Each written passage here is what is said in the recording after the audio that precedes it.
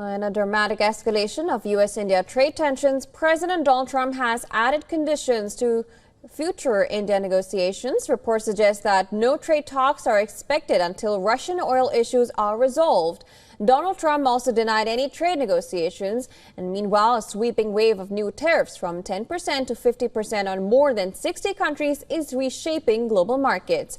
Markets are reacting, and India is fighting back. Mr. President, just to follow up on the India tariffs, do you expect increased trade negotiations, since you've announced the 50% tariff? No, not until we get it resolved. From the Oval Office, President Trump has ruled out the possibility of increased trade negotiations with India, not until it gets resolved, after signing an executive order raising tariffs from 25% to 50%, effective from August 27th. New Delhi has labeled the move unfair, unjustified and unreasonable, accusing the U.S. of double standards for targeting India, while other buyers of Russian oil, that is China, Turkey, remain untouched. PM Modi affirmed his willingness to bear the cost for farmers, fishermen and dairy workers, citing national interest and energy security.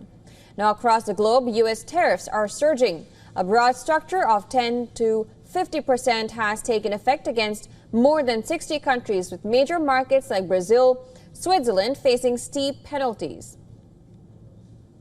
The U.S. average import tax now hovers around 18.6%, the highest since the 1930s.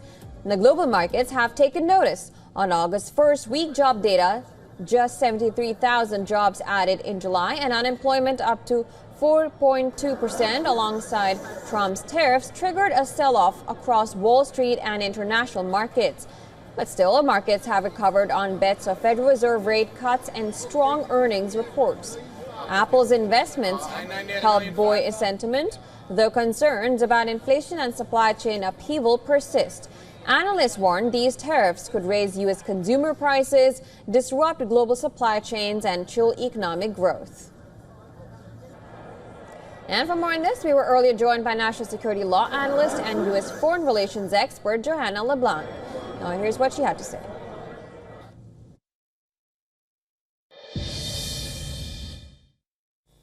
No, but I think your assessment is absolutely correct.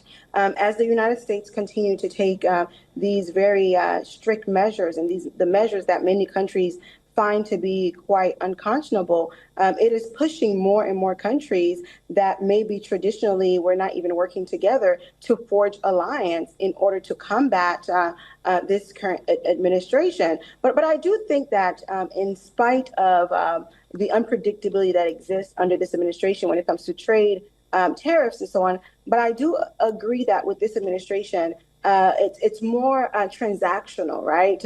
And nothing is permanent. As we know, currently there's litigation in the federal courts to suing the administration for imposing some of these tariffs, and we expect that it will go to the Supreme Court or whatnot. But I think that given the nature of how this current administration operates, it provides a great pathway for better negotiations. And I think as these countries are coming together, they're aligning together, they can actually come together and have a common position on some of these policies that are impacting trade around the world in order to get a more stronger and a more rapid response from the administration.